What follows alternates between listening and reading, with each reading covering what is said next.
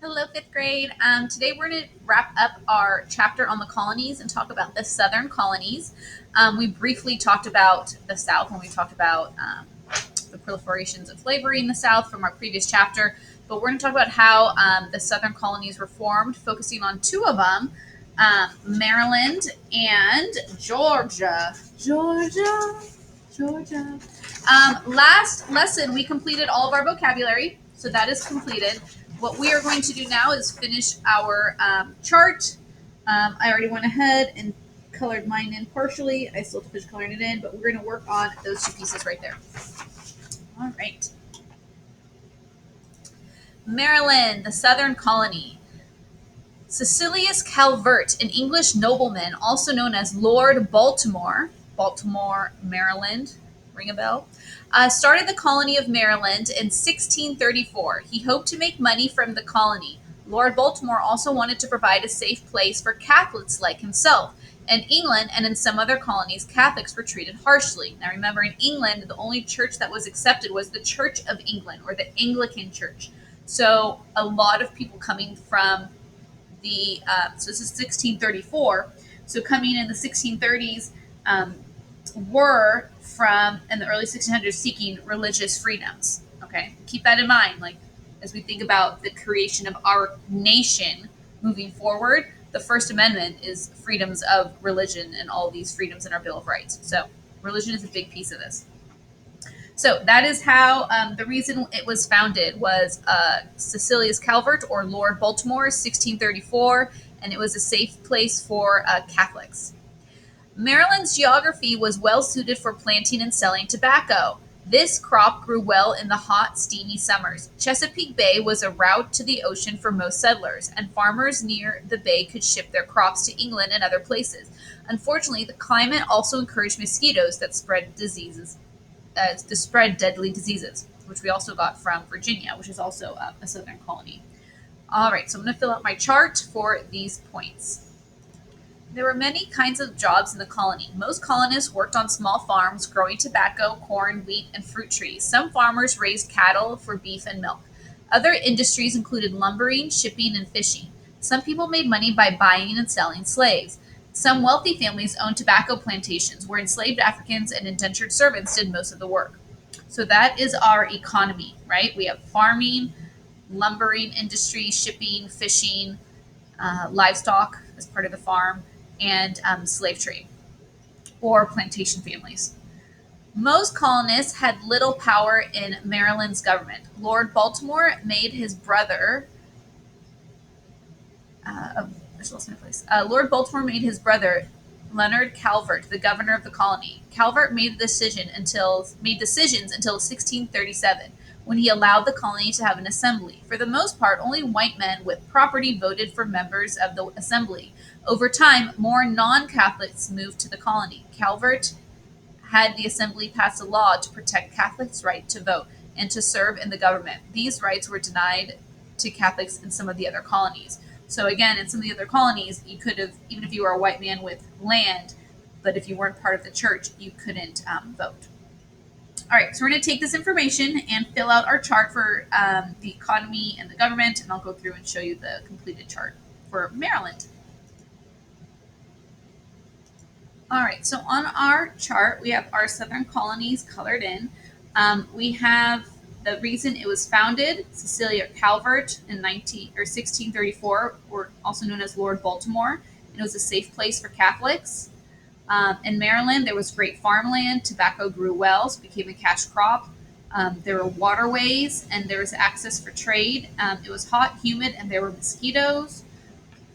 The industries for the economy, we have farm, they could have crops or livestock, specifically cattle, lumber, shipping, fishing, the slave trade, and there were also family plantations.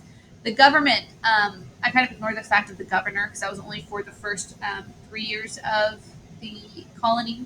There was an assembly of white men with who only white men with property could vote for members of the assembly, and they were specific to make laws to protect Catholics who could vote, and they were able to serve in the assembly and government. All right, let's move on to Georgia. And here's a picture of, I think this is Lord Baltimore. Cool painting. Georgia, the Southern Colonies. The Southern Colony of Georgia was the last colony founded by Great Britain, and it was started in 1732 for two main reasons. First, the British government wanted to keep Spanish troops from moving north from Florida. The colonists in Georgia first tried to make treaties with the American Indian tribes of Florida. In 1742, Spanish troops launched an attack against British troops in Georgia. Though this attack was not successful, British and Spanish troops continued to fight along the border for the next few years. Second, some wealthy British men wanted to help poor people avoid going to debtor's prison. A debtor is someone who owes something to another person at that time. These people went to jail if they could not pay off their bills. Sending debtors to Georgia rather than to jail gave them a new start because they could now earn a living in a new colony. When they arrived in Georgia, each debtor received 50 acres of land to farm. However, debtors could not sell the land that they were given. So the reason for founding was one, claiming land and fighting over the land with Spanish and Native Americans. Um,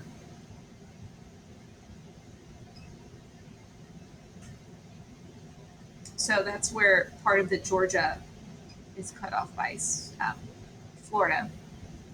And then we have it was a place for debtors in Britain to go to pay off their bills, and they were given land. Geography. Georgia's geography was ideal for growing certain crops, making farming the key industry in the colony. Winters were mild, but summers were long, hot, and humid. This climate was good for growing indigo, a plant used to make blue dye. The southern part of Georgia was mostly swampy, which was ideal for growing rice. Later on, farmers grew tobacco and cotton. So we have a lot of crops, became cash crops. Indigo, if you don't know what indigo is, jeans or your denim is blue from indigo dye. And that's the main dye used for clothing. People in Georgia also had other jobs. In the north, settlers cut down forests and sold lumber for homes, also leaving cleared areas they could then be used for farmland. Other colonists earned a living by trading goods with American natives. At first, only rich men who had started the colony took part in running the government. They passed laws that were thought best for the colony. One of these laws made slavery illegal. In 1752, however, these men turned control of the colony over to Great Britain's King George II. The king allowed the white male voters to elect an assembly, with the exception that he could overturn any law the assembly passed. New laws made slavery legal, and it soon became widespread. All right, so we're going to go through and fill out our points for the reason it was founded, its geography, economy, and government. And then we're going to go through and wrap up how all of these colonies grow exponentially over the next hundreds of years.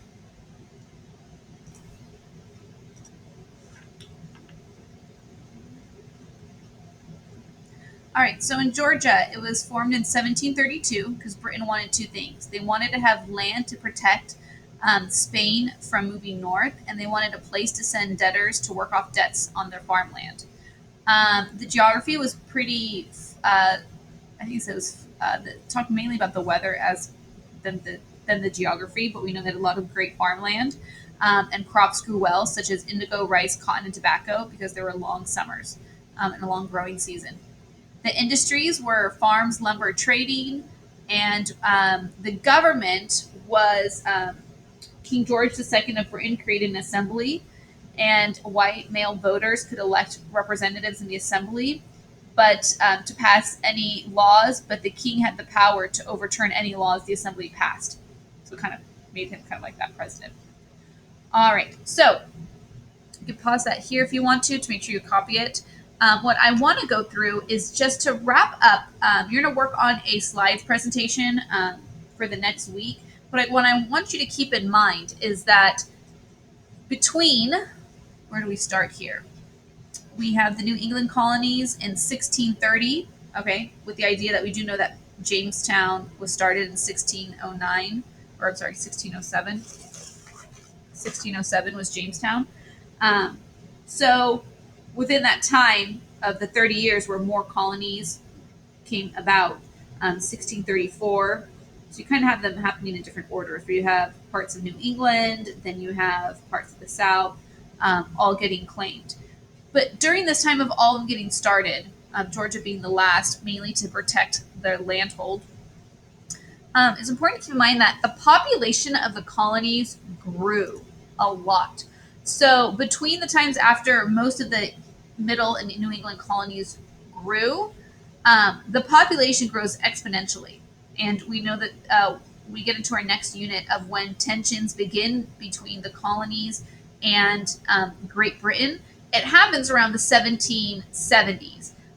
But up until that point, you have about a little over 100 years where the population grows up to 1 million. And when you look at the numbers of the North compared to the numbers of the South, right, we know that all the farming in the South was predominantly, they say indentured servants, but that was eventually stopped. And it was predominantly all slave labor. So you look at the numbers and figures of how much the population doubles, triples, quadruples, actually. Um, Now, another factor of the population growth is birth rate. So you start to have a lot of people who, one, are living in the colonies and they build their families. The majority of all the colonies at the beginning were farm families. So through all of this, you have a lot of farming. All these colonies are farms, farms, farms. Very few towns and cities are developed yet. So on the farm, you have family farm life where you needed labor. And so families had a lot of children. Now, it was normal for a woman to have maybe about 20 kids, and maybe she ended up with 11. Okay. The infant mortality rate was really high. So a woman could have a lot of children, but a lot of those children did not live past birth or the first year just because of sicknesses, illnesses, there's no medicine. So infant mortality rate, the birth rate, and then you still also have a lot of immigration. So a lot of people are migrating to the colonies to build this new life of what's happening. There's so many great things happening for them. And that's going to be part of your slides project that you're going to work on. So we have to keep all that in mind. And through all of this, the population keeps growing and growing and growing, mainly because life is good in the colonies.